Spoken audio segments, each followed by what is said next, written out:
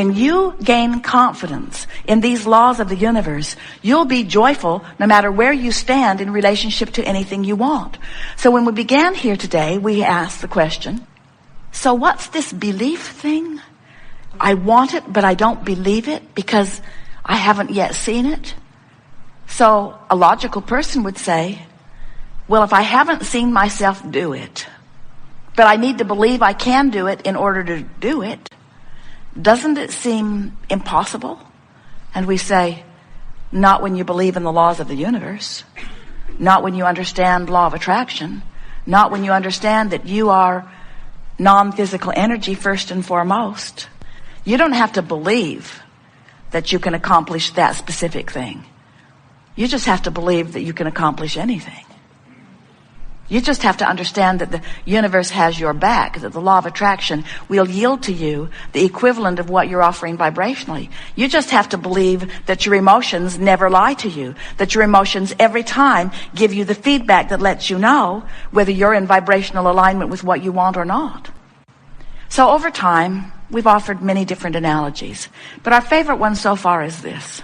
So you are source energy, and a part of you comes forth into the physical, while the larger, far and away, the larger part of you remains eternally and non-physically focused, as source always does. Source, get it? Source. Some say, Abraham, why doesn't source come forth and be physical if source thinks we should like physical so much? And we say that's like asking the electricity in your wall to come forth and be the toaster. Sometimes the toaster is happy that there's electricity coming through the wall, you see.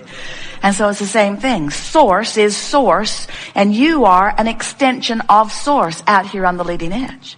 So here you are out here on the leading edge as extension of source, exposing yourself to new ideas and launching constant new rockets of desire, which the source within you embraces and becomes the vibrational equivalent of immediately.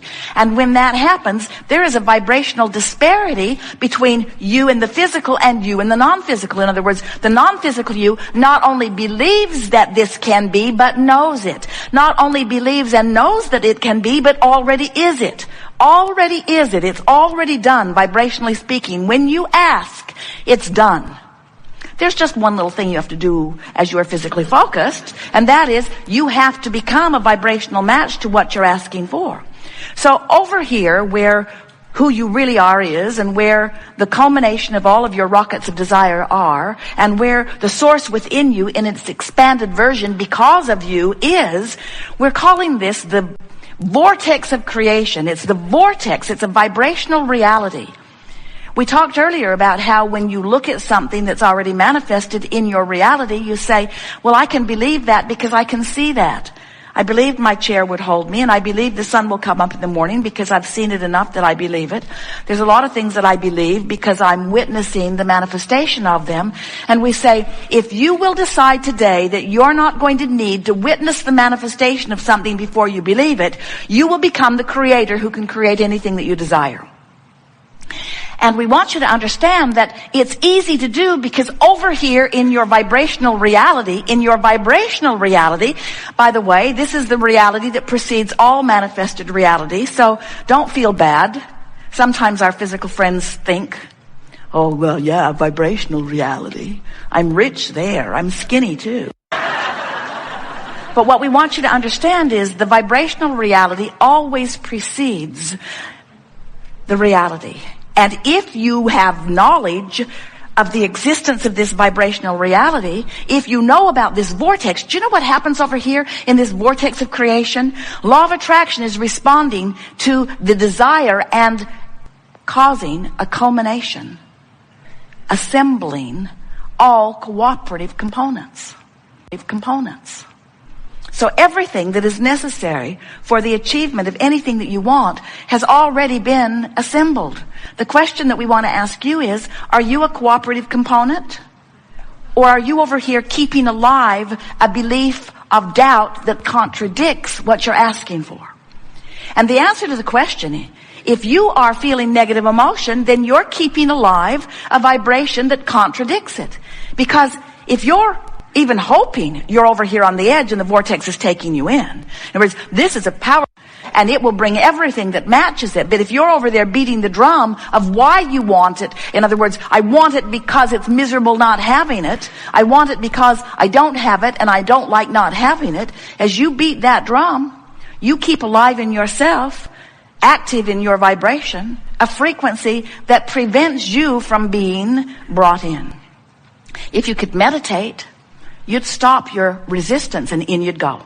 If you would appreciate, you'd stop your resistance and in you'd go. Even if you are in the attitude of hopefulness, in you'll go. But if you're mad, if you're ornery, if you're defeated, if you're fearful, if you're disappointed, if you're angry, if you're frustrated or overwhelmed, if you're feeling those emotions, and what are they? Those emotions don't just come out of thin air. Those emotions every single time are indicators of your vibrational relationship with who you have become. If life didn't cause you to become this more over here in the vortex, if your life hadn't caused the larger part of you to be there, you wouldn't feel bad not going. You could continue to focus upon unpleasant things. Problem with that is you were born knowing that you are worthy, and born knowing that you are good, and born knowing that life is supposed to be good for you. And when you first got here, you didn't have anything going on in your vibration that contradicted that. So you were tuned in most of the time, like the beasts of your planet are mostly in the vortex. So today, as we're talking with you about anything that's important to you, we see our greatest advantage to you to coax you into the vortex. One thing you'll notice about us and about your own inner being is that we won't come out of the vortex where you are, ever. In fact, that's why you have negative emotion. If we would come out and complain with you, your complaint would feel blissful because there would be no separation. But since your inner being does not come out and complain with you, Esther can drag Jerry over there. Jerry can drag Esther over there. In other words, you can drag each other over there. And if they don't come easily, you get really feisty with them. You say, "You're not supporting me. I think you should support me. How come you're never there for me? How come you're never there for me?" And the correct answer to that question is because I'm over here in the vortex for me. Because if I come over there out of my vortex for you, I'm worthless to you. We can just bang over here together in misery, which justifies that until death do us part stuff that we, no matter how miserable we are, we'll stay together.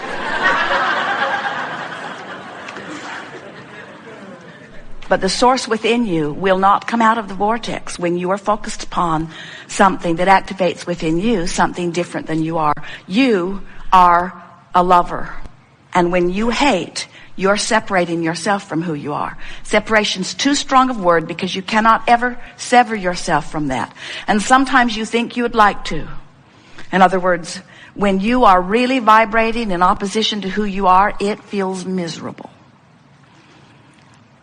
But you only have one option to close that gap. You only have one option if you want to feel better, and that is find the best feeling thought. Adjust your vibration. Adjust your vibration, which means adjust your thought, which means adjust your belief, which means adjust your vibration, which means stop the resistance. And when you stop the resistance, you will become a cooperative component. And when you're a cooperative component, you'll be drawn in just like all of the other cooperative components, and you'll live happily ever after. Until the next contrasting thing throws you out of the vortex.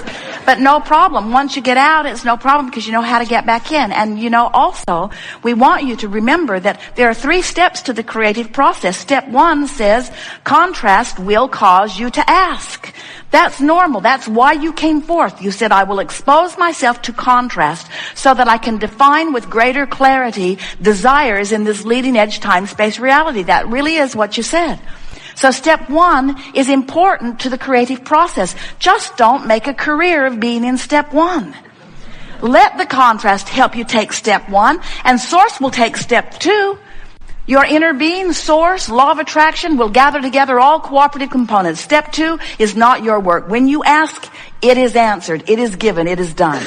But step 3 is your work. And step 3 is you got to get in the vortex. You got to find some way of thinking thoughts that let you come into vibrational proximity of this vortex of creation. And when you do, when you get in that vortex, it will all have been worth it. And then when we say, are you enjoying the contrast of your time and place? You will say, yes, it's just like I knew it would be. It inspires me all day, every day to greater expansion. And now I know about my emotional guidance system, and now I've learned to focus my own mind.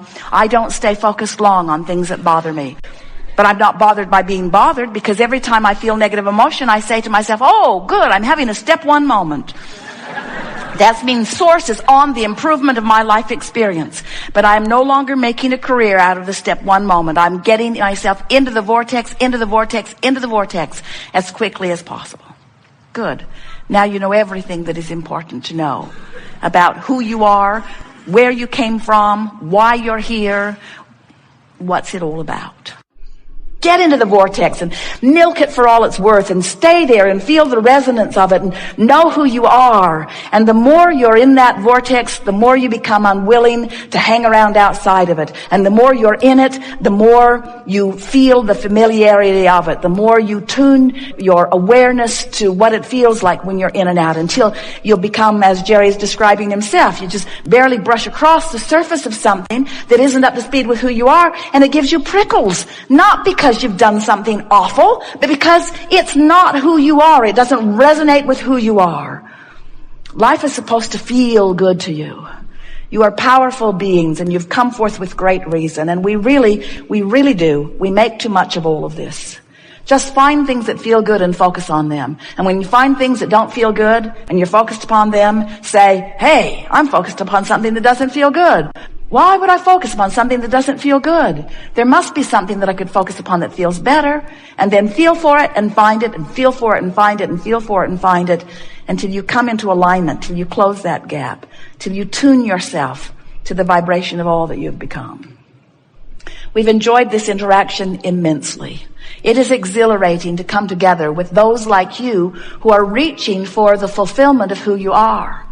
It is our desire as we visit like this that we awaken within you your memory of who you really are, and the value and reason and purpose for your focusing here in this contrasting experience. We want you to stand as we do inside your vortex, exhilarated with everything that you lived that put you there. We want you to feel as happy, maybe that's the wrong word. We want you to feel joyous about your despair. How about that? Because from inside the vortex, you can feel joyous about the guidance that let you know where you were, your focusers, you see. And there isn't one of you who will move forward from this point in time who will not know now in much clearer fashion how to focus the power that is you into the productive expansion that is you. We've enjoyed this interaction immensely. It is delicious to come together with those like you who are coming more and more, moment by moment, really, to know who you are. Today, we feel satisfaction for these reasons. We have felt your willingness to focus for inordinate amounts of time, for the sheer purpose of understanding this vortex of creation that we've been talking about. It has been slow going here today. There was not much about it that was really fast moving. But in the process of that, what has been activated within each of you is an understanding, most importantly, of your ability, if you want to, under any circumstances, to become a vibrational match to the vibrational reality that precedes your manifestations. If you can leave here today understanding the relationship between who you really are and who you're being, and if you can leave here today with a new, resourced attitude about wanting more than anything else to tend to the relationship between you and you. In other words, to want to be in this vortex knowing that you now know how to do it if you want to.